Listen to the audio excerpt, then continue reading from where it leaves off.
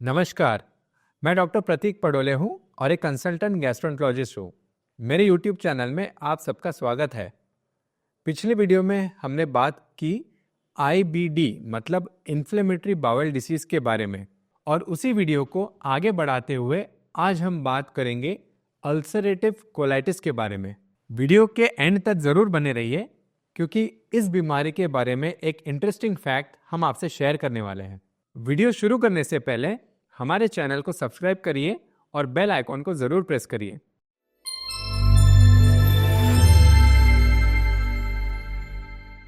आज हम बात करेंगे अल्सरेटिव कोलाइटिस के बारे में। अल्सरेटिव कोलाइटिस एक प्रकार का इन्फ्लेमेटरी बाउल डिसीज है, जिसमें हमारे अतड़ियों में इन्फ्लेमेशन हो जाता है। इसके नाम के अनुसार हमारे कोलोन मतलब बड़ी अतड़ियों में अल्सर्स बनते हैं। कोलोन में अल्सर्स बनने के कई सारे कारण होते हैं, और उनमें से एक मुख्य कारण अल्सरेटिव कोलाइटिस मतलब IBD है। हम कैसे पहचानेंगे कि किसी पेशेंट को अल्सरेटिव कोलाइटिस है? इसके मुख्य सिम्टम्स हमारे पेट से संबंधित होते हैं।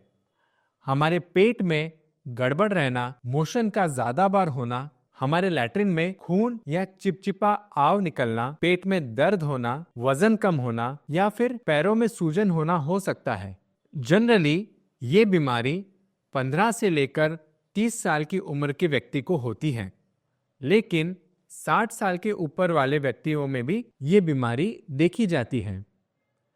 इस बीमारी के सिम्टम्स जनरली क्रॉनिक होते हैं, मतलब लंबे समय से चलते आते हैं, और मरीज हमारे पास ब्लडी डायरिया के साथ आता है। उसके मेन कंप्लेंट्स होते हैं कि उसको बार बार लैट्रिन जाना पड़ रहा है, और उसके लैट्रिन में खून और चिपचिपा आव गिर रहा है। लैट्रिन जाने से पहले उसको लैट्रिन जाने का अर्जेंसी हो रहा है, और कई बार वो ये अर्जेंसी कंट्रोल नहीं कर पा रहा है। इसके साथ ही उसका खाना कम हो गया है, कभी कभार पेट में दर्द होता है, और रूटीन टेस्ट में उसे ये पता चला है कि उसके शरीर में खून की कमी है। जब कोई पेशेंट ऐसे सिम्टम्स लेके आता है, तो हम उसके लिए कुछ एक ब्लड टेस्ट एडवाइस करते हैं, जिसमें हम देखते हैं कि उसके शरीर में खून की मात्रा कितनी है, एल्ब्यूमिन की मात्रा कितनी है। इसके साथ ही स्टूल टेस्ट बहुत ज़रूरी होता है, जिसमें हमें पता चलता है कि स्टूल में ब्लड या आव मतलब म्यूकस गिर रहा है या नहीं। पर हमारे कोलोन मतलब बड़ी अतड़ियों को अंदर से देखने का एक बहुत अच्छा जरिया होता है कोलोनोस्कोपी।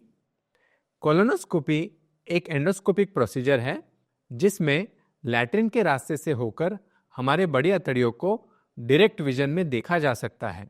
इस बीमारी में हमारे बड़ी अतड़ियों के नीचे के भाग, जिसको हम रेक्टम कहते हैं, वहाँ से सूजन शुरू होती है।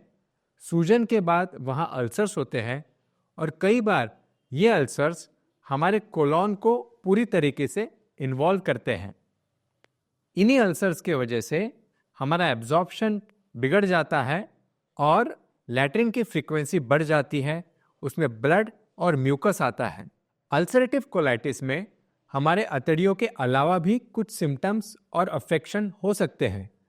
जैसे इस बीमारी में कई बार आर्थराइटिस मतलब जोड़ों में सूजन आती है, यूवियाइटिस मतलब आँखों में सूजन और लालपन आता है, पेट में लिवर में सूजन आने की वजह से कई बार इसमें जॉन्डिस भी हो सकता है। कई बार अल्सरेटिव कोलाइटिस के पेशेंट्स हमसे ये पूछते हैं कि वो ठीक हो सकते हैं या नहीं। अनफॉर्चुनेटली अल्सरेटिव कोलाइटिस एक क्रॉनिक और लाइफ लॉन्ग डिसीज है, बट फॉर्चुनेटली इसमें बहुत इफेक्टिव मेडिसिन अवेलेबल है। मेडिसिन का टारगेट ये होता है कि इस बीमारी को ज़्यादा से ज़्यादा समय तक शांत रखा जाए, जिसे हम रेमिशन कहते हैं। कई बार इस बीमारी के सिम्टम्स बढ़ जाते हैं, और उस एपिसोड को हम फ्लेयर कहते हैं। तो अल्सरेटिव कोलाइटिस के पेशेंट्स में रेमिशन और फ्लेयर ये साइकिल्स लाइफ लॉन्ग चलती रहती है। सारे ट्रीटमेंट्स का यही टारगेट होता है कि अल्सरेटिव कोलाइटिस की बीमारी मैक्सिमम टाइम रेमिशन में रहे और पेशेंट की क्वालिटी ऑफ लाइफ बेटर रहे। अल्सरेटिव कोलाइटिस की कुछ कॉम्प्लिकेशंस भी हो सकती है। हमने देखा कि अगर ब्लीडिंग हो रही हो तो आपको अल्सरेटिव कोलाइटिस होने की संभावना है।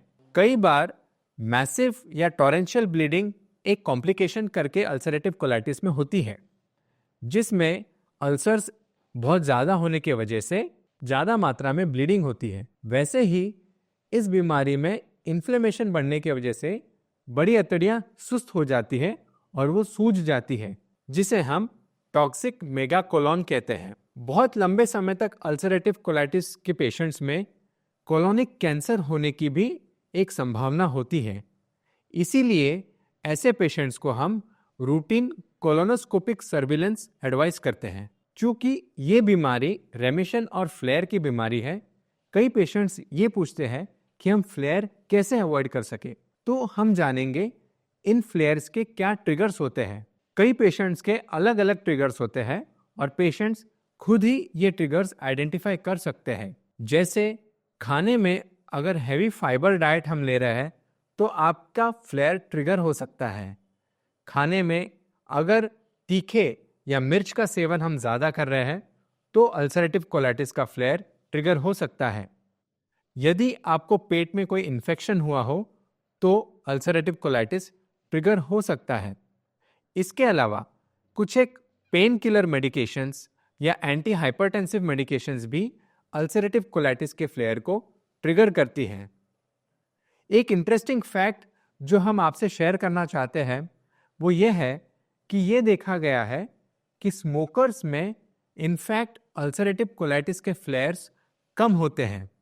बट इसका मतलब ये नहीं कि हम अल्सरेटिव कोलाइटिस के पेशेंट्स को स्मोकिंग रिकमेंड करें, क्योंकि टोबैको स्मोकिंग से कई और बड़ी और खतरनाक बीमारियां होती हैं। अल्सरेटिव कोलाइटिस ये नामक बीमारी से आप आज परिचित हुए हैं, तो इस वीडियो को ज़रूरतमंद लोगों तक पहुंचाने में हमारी मदद कीजिए और इस वीडियो को शेयर कीजिए। नमस्कार।